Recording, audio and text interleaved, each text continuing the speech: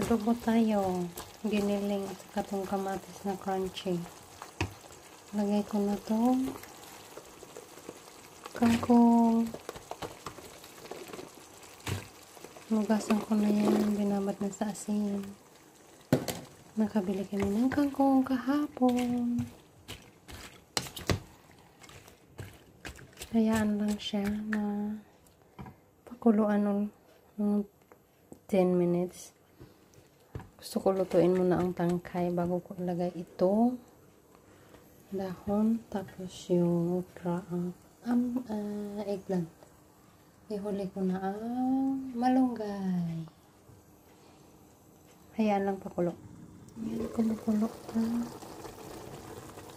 Ilagay ko muna yung okra.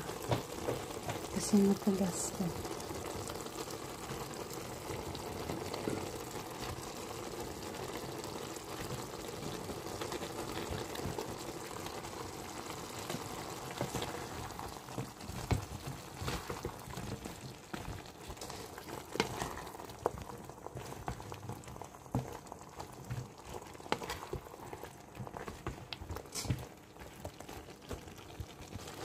Lagay na natin ang talong.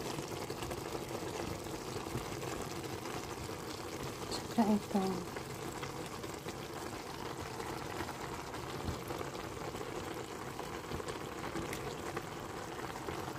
Gulay.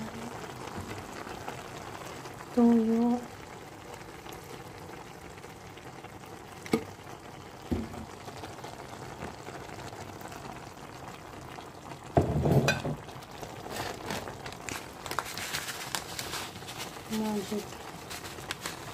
Magic sila. Haluin mo. Ayan na, nahalo na natin. Ang last na ilagay ko ay ang suga. Kasi pangit daw ilagay tapos haluin. Lagay natin ang suga.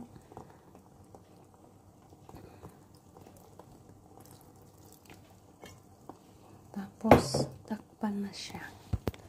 Hayaan na natin kumulo. Ang kanin kumukulo na din.